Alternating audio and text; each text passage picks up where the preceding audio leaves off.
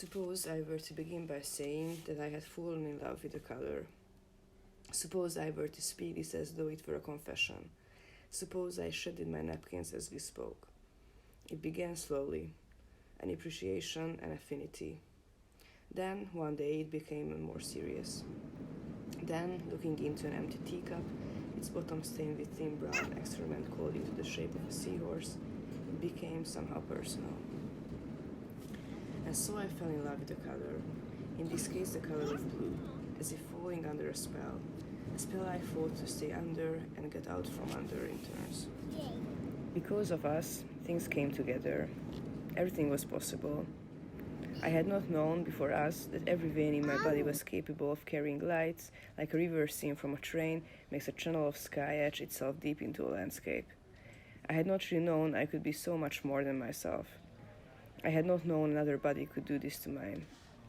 Now I become a walking fuse, like in that poem about the flower and the forest, and the green fuse the forest drives through it. The forest that blasts the roots of trees was blasting the roofs of me. I was like a species that hadn't even realized it lived in a near desert till one day its taproot hit water. Now I had taken a whole new shape.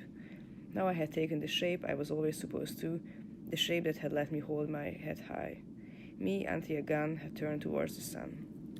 Gad had neither lost nor won, but naming the shadow of his death with his own name had made himself whole.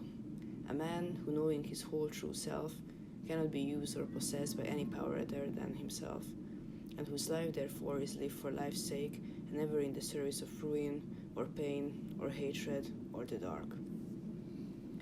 That spring, when life was very hard and I was at war with my lot, I simply couldn't see where there was to get to, I seemed to cry most on escalators at train stations.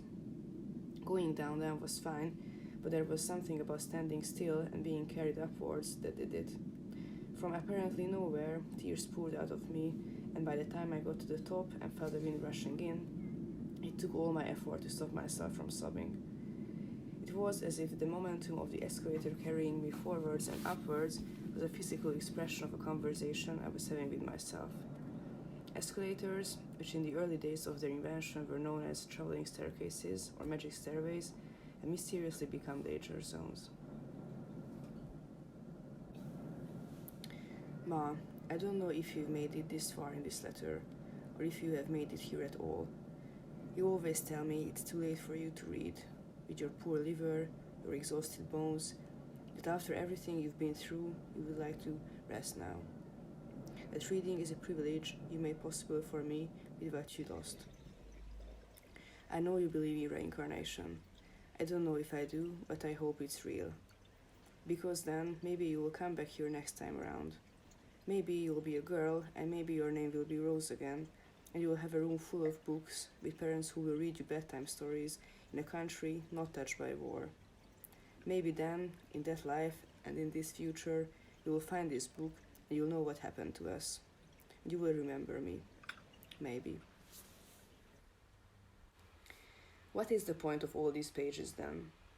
I intended to capture her, to have her beside me again, and I will die without knowing if I succeeded. Sometimes I wonder where she vanished. At the bottom of the sea, through a fissure or down some subterranean tunnel whose existence she alone knows. In an old bathtub filled with a powerful acid. In an ancient garbage pit, one of those she devoted so many words to.